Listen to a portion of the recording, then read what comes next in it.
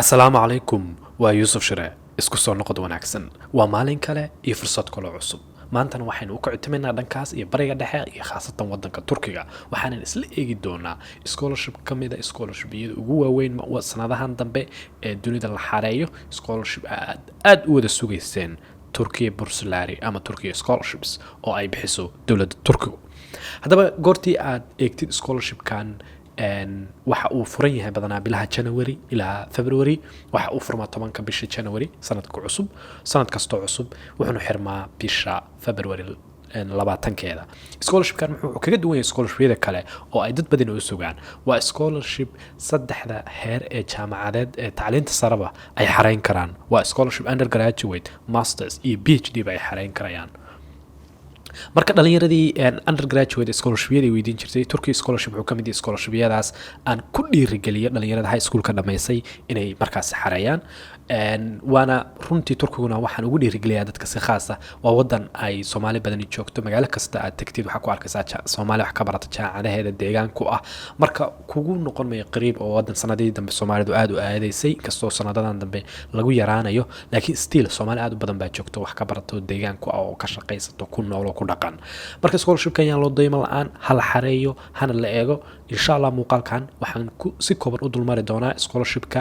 iyo xogtiisa guud waxa la iska rabo iyo hadii Ilaahay ku ogol yahay informationkiisa oo dhan faa'iidooyinkiisa iyo hadii Ilaahay ku ogol yahay waxyaabaha markaas ardayda lagu abaalmarinayo insha Allah muuqaal labaad waxaan ka sameyn doonaa stepska sida u xareyn lahayd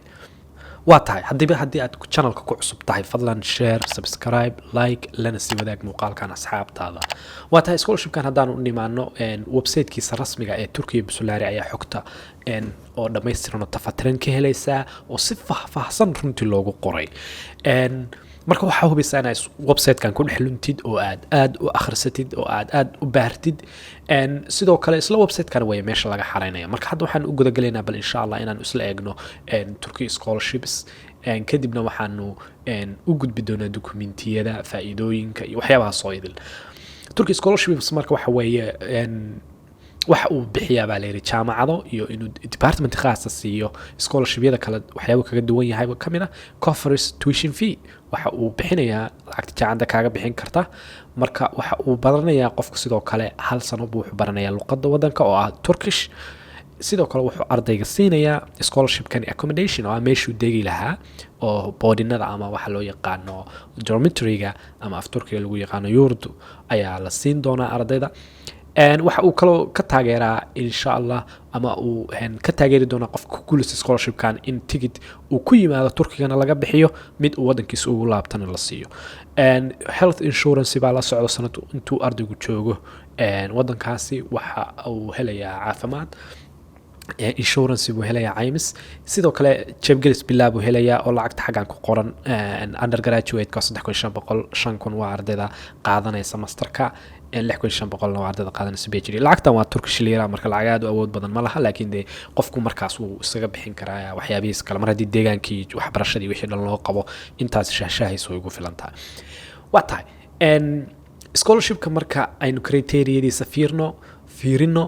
waxa qasaba ardayda undergraduate ka xareynaysa inaysan 70 ka hooseyn grade-koodu dadka master ka xareynaya ay 75 ka hooseyn dadka xareynaya health and sciences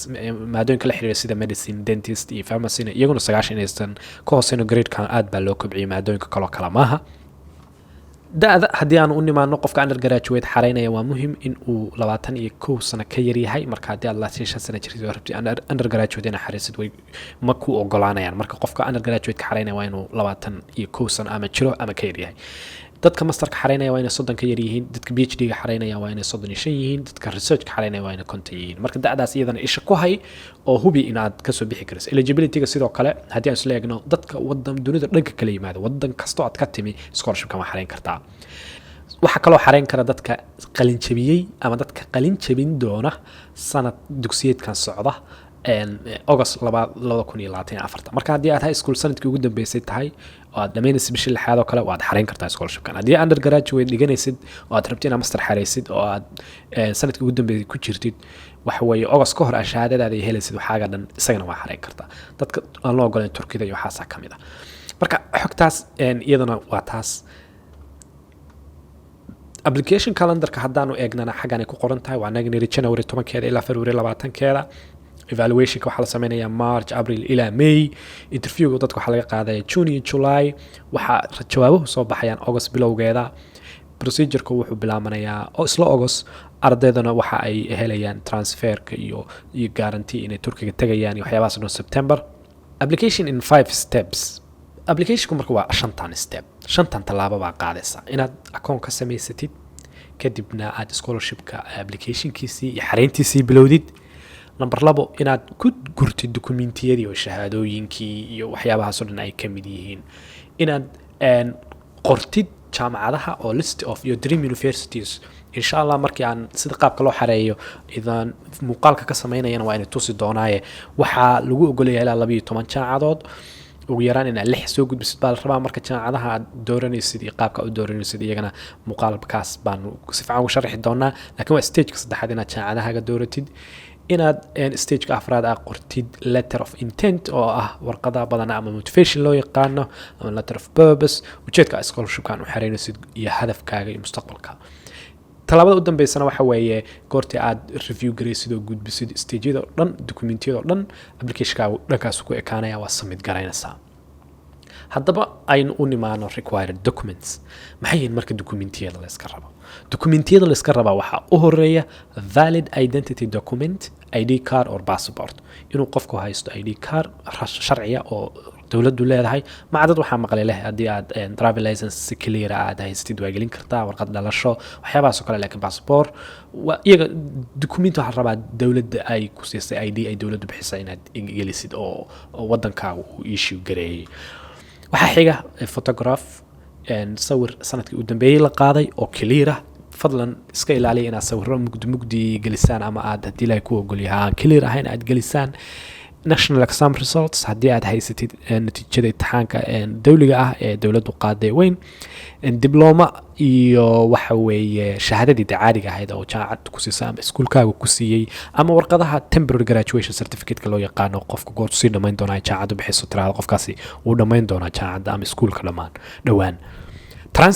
transcriptiga sidaanu horey muuqaaladeena ugu sharaxnay isaguna waa muhiim oo waa meesha gradeyada ama pointska maada kasta ka keensatay lagu qoro. marka high schoolkuna wuu leeyahay, undergraduate-kuna wuu leeyahay. marka transcriptiguna waa midka muujinaya qofkan pointska uu leeyahay iyo recordkiisii oo idil. qodobka xiga waxa weeye international exam results, imtixaamada caalamiga GRE, GMAT. laakiin xaggan waxaa raacsan if walacalla haddii ay u baahan tahay jaamacadda aad dooratay. marka waxay ka dhigan tahay jaamacaduhu ma wada kugu xirayaan imtixaanada caalamiga ah. sidaa waxaa la mid ah qodobka xiga oo isna ah international language test results oo kuwa Englishka sida TOEFL, DELF, waxyaabahaas. IELTS way lahaan jireen way ka saareen, laakiin imtixaamadana lagama rabo ilaa ay jaamacadaha aad dooratay ay iyagu u baahan yihiin. laana waan inay tusi doonaa jaamacadaha u baahan iyo kuwa aan u baahnayn. marka haddii meesha aad dooratid jaamacad English ku baxdo kale iyaduna tiraahdo waxaan u baahanahay inaad English garanaysid, dabcan markaa waa inaad keentid. laakiin jaamacado badan baanan ku weydiinayn oo waxa way maadaama wadanka inta badan 80-90 ay jaamacado ay af Turkish dadka wax ku baraan. proposal baa laga rabaa dadka PhD-ga diyaarinaya inay soo qoraan research iyo waxa ay diyaarin doonaan haddii la hayno. marka qaybtaasna waa dokumentiyadii isha mari page-ka halkaan MNS scholarship dokumentiyadaan oo dhan isha saa u mariya. xogo kale fara badan baa ku jira. selection criteria iyo waxaas oo idil waad ka faa'iidi karaysaan. marka website-ka aad u barta oo dhex mara intiinan xareyntiisa bilaabin. xaggan waa application-kii oo isaga hadhow baa u imaananaya goortu qofku uu rabo inuu dalbado buu xagga ka xareynaya haddii ilaahay idmo xaggaas akoon ka samaysanaysa. isaga muuqaalka labaad baan kaga doodi doonaa. laakiin inta aanan ka dhammaanba waxaa ina tusi doonaa program search-ka oo kale. haddii aad kulliyad aan doorano oo kale business and management aan iraahno,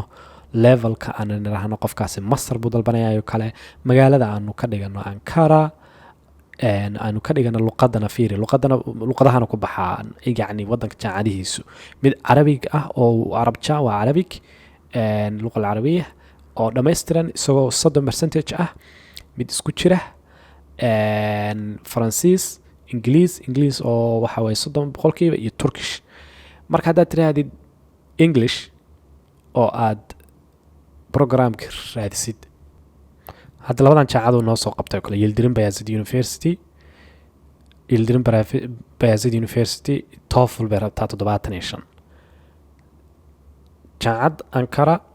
wuxuu noo soo qabtay jaacadda Special Sciences of Ankara oo iyadana Ankara ku taala TOEFL rabta 80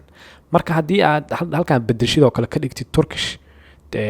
waxa weeye ma laga rabo markaas wax haddii ilaahay ku ogol yahay English oo marka fiir meeshan imtixaan caalami kuguma xirna Ankara Haji Bayram jaacado badan buu meesha soo saaray oo marka sidaas ba u baari kartaa meeshan waxaan ugu soo leexday waxa weeye inaad baartid oo jaacadaha aad haddii ilaahay ku ogolahay dooranaysid sii eegtid inay u baahan yihiin haddaa rabtid weeye lacala inaa English ku baratid haddii kale waa leedahay warmay anu in Turkishkayga ku baranaya waa caadi hal sano af Turkish waa waajib qof kasta English ama ku baro ama Turkish ku baray qof kasta sanadka toomeer bay dhahaan wuu liqayaa oo qofku wuu baranayaa luqadda kadib baa loo gudbayaa kii Turkish ku baranayna Turkish buu aadayaa kii English ku baranayna English buu aadayaa marka waxa kaloo insha Allah sameysaan marka jaacadaha baareysaan ee aad xagga programmada ka eegaysaan in aad isku balance gareysaan oo in kaliya Istanbul iyo Ankara iyo Izmir ka dhigin saddexda magaalo waddanka waaweyn ka dhigina aad jaacadaha kale oo dhexdhexo oo jaacadaha waaweyn magaalooyinka dhexdhexe ee jaacadaha waaweyn ku yaalaan oo kale iyagana eegtaan waxa kaloo ku dooran kartaa inaad fiirisid meesha aad dadka garanaysid Soomaali ay joogto kale inaad fiirisid inaad isku dhex qastid English iyo Turkish iyo kuwa 30% oo kala chances-kaaga ay kordhinayso waxyaabaha dhalinyarada ku dhiirigeliyay insha Allah hadhow markaan jaacadaha xareynayna ama jaacadaha dooranayna waa saas oo kala isku dhex dardari doonaa marka waxaan rajaynayaa in ay intaasi ugu yaraan bilowga u sharaxday ama ay fikir guud ka siisay qof kasta oo scholarship-kan danaynaya marka aan ku celinayaa waa undergraduate oo heerka koowaad ee jaacadda masters heerka labaad iyo PhD ba saddexdii level ba ay ku jiraan marka yaan loo dayman la'aan scholarship-kan insha Allah lagu hayo wax kaloo doonaya inaan carabka ku dhufto faa'iidooyinkiisa scholarship-kan waxa kamid ah waa anaga hadaytan carabka ku dhufan inay jeeb gelis leeyahay inuu deegaankii qofka la siinayo yurtooyinkooda uu deganaanayo waliba dadka masarka iyo PhD-ga sanadka koowaad ay luqadda dhiganayaan bay deganaanayaan yurtooyinka ama dormitory-ga waxa loo yaqaan kadib waxa la siinaya lacag yar oo ay markaas haday doonaan inay ka baxaan ay guriga kireystaan jaacad in lagu dejiyo department-igi lagu siiyo network alumni aad u ballaaran bay leeyihiin oo ilaa 150 ka badan waxa way health insurance social cultural activities Turkiga waa wadanka hadda Soomaaliya hadda looga warramayn waxa way hal sano luqadii tuition fee marka website-ka mid kasta akhri qodobadan dusha ka mar dokumentiyadiina halkaan waa anaga markii ku tilmaamay application in 5 steps inta markaas xagaan ku soo laabatid waxaad hubisaa inaad dokumentiyada haysatid haddii aadan haysanna sii diyaarso oo waxa way 5 stage u diyaar garow baaritaan ku sii samee waxa ka bilaabi kartaa inaad baaritaan ku sii samaysid jaacadaha aad doonaysid inaad baratid xagaan adoo eegaya dokumentiyada diyaarsatid insha Allah by the time aan muuqaalka labaad sameeyo aan rajeynay insha Allah inaan maalmo dhow aan sameeyo waxaan rajeynayaa in intiina badan diyaar tihiin si aad markaas u xareysaan isla markaasba oo aysan waqti idin ka dhumin fadlan hubi inaa mar kale haddii aadan channelkuna subscribe tirahdid muuqaalkan like tirahdid share lana sii wadaagtid walaalaha isleedahay fursaddan way ka faa'iideysan karayaan ilaa kulankan kan xiga waa Yuusuf Shiro idin leh isma dhaafin assalaamu calaykum wixii su'aalaha qabtaana qaybta commentiga igu weydiiya ama groupka telegramka iga soo weydiiya assalaamu calaykum